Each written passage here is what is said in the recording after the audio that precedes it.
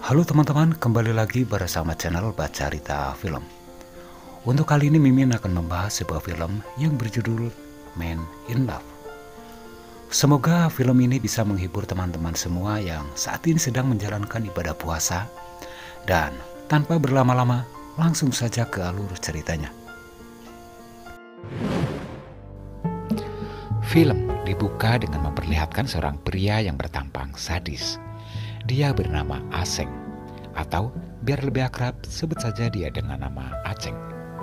Ternyata pria yang bernama Aceng ini berprofesi sebagai penagih hutang atau sebagai debt collector. Dan bagi siapa saja orang yang mengabaikan hutang-hutangnya, maka hidupnya tidak akan tentram dibuatnya. Aceng adalah selaku ketua dari kawanan ini. Akan hal ini, Aceng sangat ditakuti oleh para nasabahnya atau pelanggannya, yang tentunya membuat para nasabah ini tidak lagi menunda-nunda hutangnya. Kekerasan apa saja yang dilakukan oleh Aceng sehingga para peminjam ini ketakutan dan langsung mau membayar hutang-hutangnya.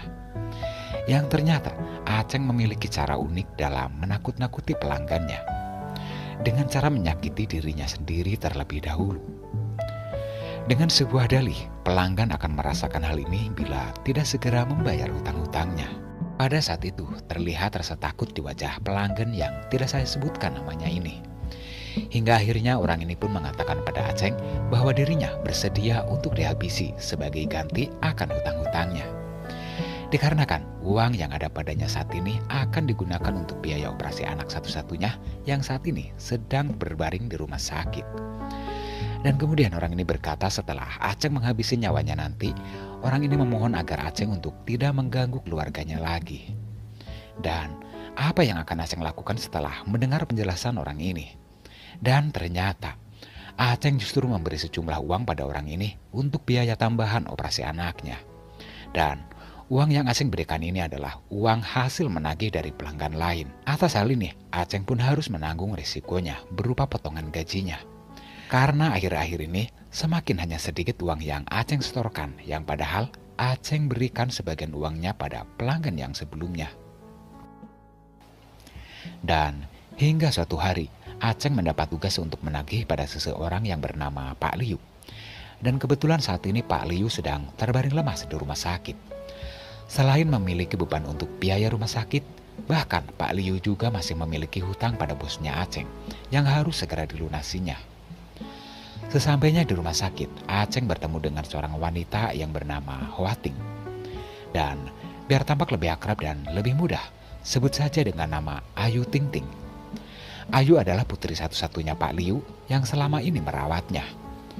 Karena ini adalah pertama kalinya Aceng menagih hutang pada seorang wanita, sesaat Aceng hanya terdiam.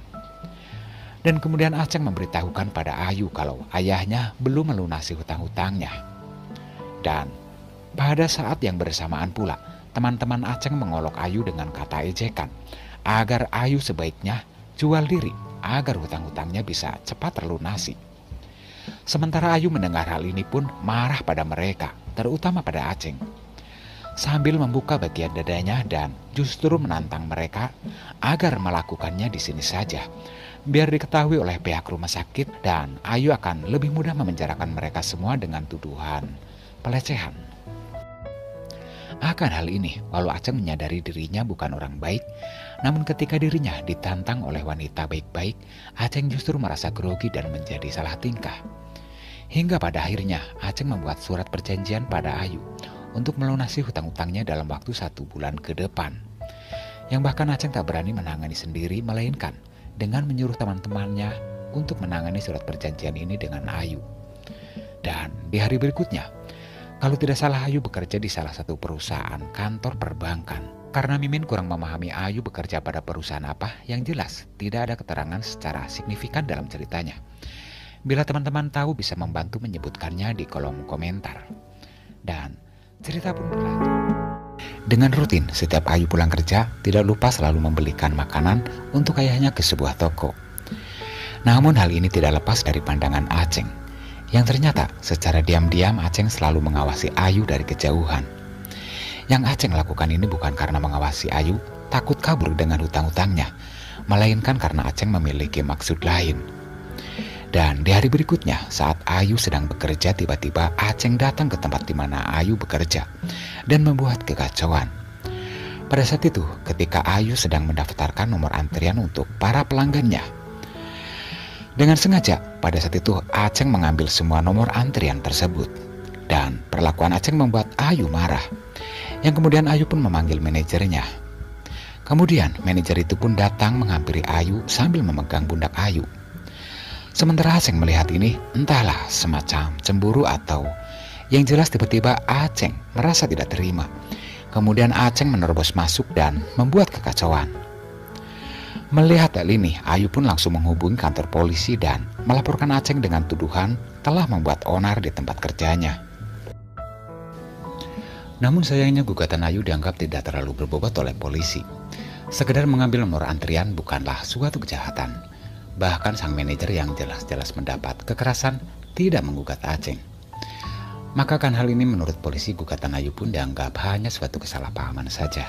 Dan waktu terus berlalu, yang kian mendekati ke hari di mana Ayu harus segera melunasi hutang-hutang ayahnya. Namun sampai saat ini, bahkan Ayu pun belum cukup memiliki uang untuk membayar hutang-hutang ayahnya pada Aceng dan termasuk pada rumah sakit. Di saat waktu yang sudah semakin menipis, Ayu pun mulai panik karena masih belum mempunyai uang cukup untuk melunasi hutang-hutang ayahnya pada Aceng dan rumah sakit. Dan kemudian Ayu mencoba menghubungi saudara-saudaranya yang di luar kota untuk meminjam sejumlah uang.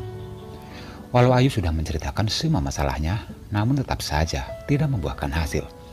Karena saudara-saudaranya mengaku kalau saat ini sedang tidak memiliki uang cukup untuk dipinjamkan pada Ayu. Dalam kepanikan Ayu justru dijadikan sebuah peluang bagi Aceng untuk mendapatkan apa yang diinginkannya. Terlihat pada saat itu Aceng yang mencoba memberikan solusi untuk mengurangi kegelisahan Ayu. Soal hutang-hutangnya akan dianggap lunas, akan tetapi dengan satu syarat, bila Ayu mau menjadi kekasihnya. Dan mendengar hal ini, Ayu pun tetap bersikeras kalau dirinya akan mampu membayar hutang-hutangnya dan lalu menolak secara keras. Dirinya tidak ada sedikit pun rasa ingin punya kekasih yang berandalan. Sambil pergi, Ayu pun menyiramkan sebuah minuman tepat di kepala Aceng. Aceng pun hanya terdiam dan malu pada orang-orang atas deritanya.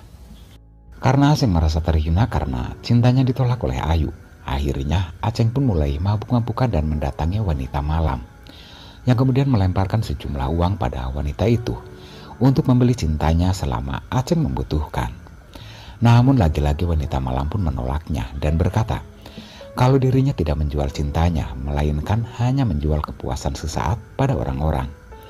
Yang kemudian wanita yang malam itu pun pergi meninggalkan Aceng dan uangnya. Akan hal ini, Aceng pun berpikir, bila dengan kebaikan dirinya masih ditolak, maka kali ini Aceng akan berniat untuk mendatangi Ayu dengan kekerasan.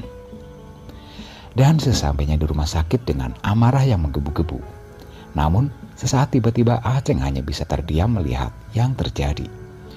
Ternyata Aceng melihat Ayu tampak sedang berkabung. Yang selama ini Ayu perjuangkan ternyata semua itu hanyalah sia-sia. Karena ayahnya kini telah meninggal dunia. Akan hal ini Aceng berinisiatif untuk membantu Ayu baik saat perayaan upacara maupun saat pemakaman ayahnya.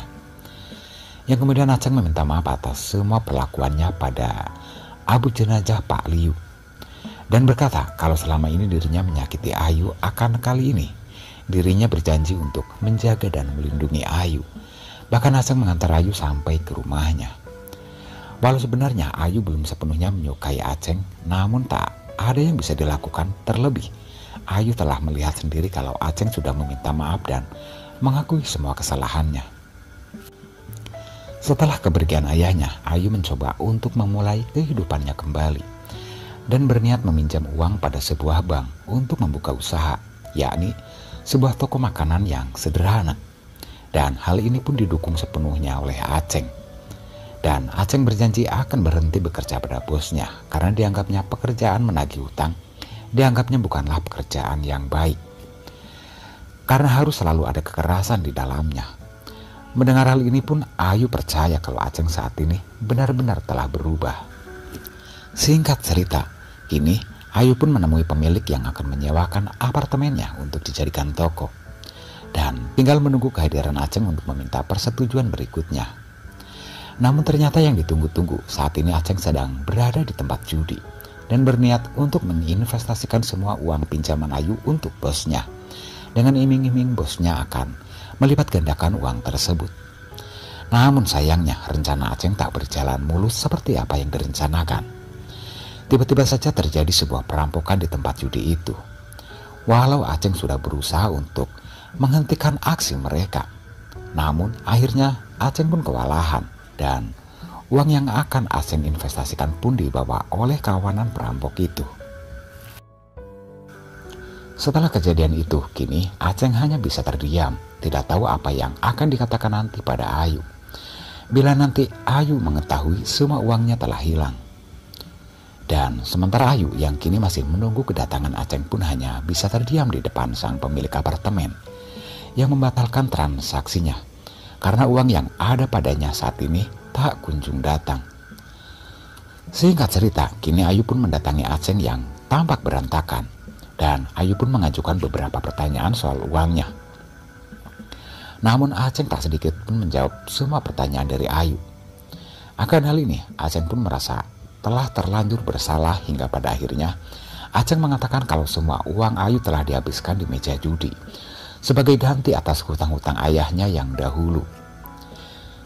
Hal ini terpaksa Aceng katakan walau sebenarnya dirinya menyesal mengatakan. Mendengar semua jawaban Aceng, Ayu pun sangat marah pada Aceng dan menamparnya dengan rasa amarah. Karena selama ini dirinya telah berusaha mempercayainya dan berusaha mencintainya. Namun inilah balasan yang diterimanya. Setelah Ayu pergi, kini Aceng pun kembali minum-minum. Dan selang beberapa saat kemudian, kebetulan petugas patroli menghampiri Aceng yang sedang mabuk. Karena melihat kondisi Aceng yang tampak berantakan dan berlumuran darah, akhirnya polisi pun berusaha menginterogasinya. Namun akan hal ini Aceng tak terima dan akhirnya melampiaskan semua kekesalannya pada polisi itu dan menghajarnya. Dan akan perbuatannya, kini Aceng pun akhirnya mendapatkan hukuman yakni penjara selama 5 tahun dengan dakwaan penganiayaan pada seorang petugas. Namun setelah 1 bulan kemudian, Aceng pun dibebaskan kembali. Hal ini terjadi karena ternyata Aceng mengidap penyakit kanker yang mau tidak mau pihak kepolisian harus membebaskan Aceng karena dokter telah memvonis Aceng yang usianya tinggal beberapa hari lagi. Setelah Aceng dibebaskan, harapan Aceng untuk kembali pada Ayu pun kini telah sirna. Ternyata selama dirinya di penjara kini Ayu telah bersama laki-laki lain. Namun Aceng merasa bahagia karena melihat Ayu tampak sudah bahagia bersama laki-laki itu. Yang tampak kehadiran Ayu disambut oleh keluarga pria itu. Kemudian Aceng pun pergi meninggalkan tempat itu. Di usianya yang tinggal beberapa hari, setidaknya telah melihat Ayu ada yang menjaganya. Dan cerita film pun sampai di sini. Terima kasih telah menonton video ini sampai tamat. Sampai bertemu kembali di cerita film berikutnya.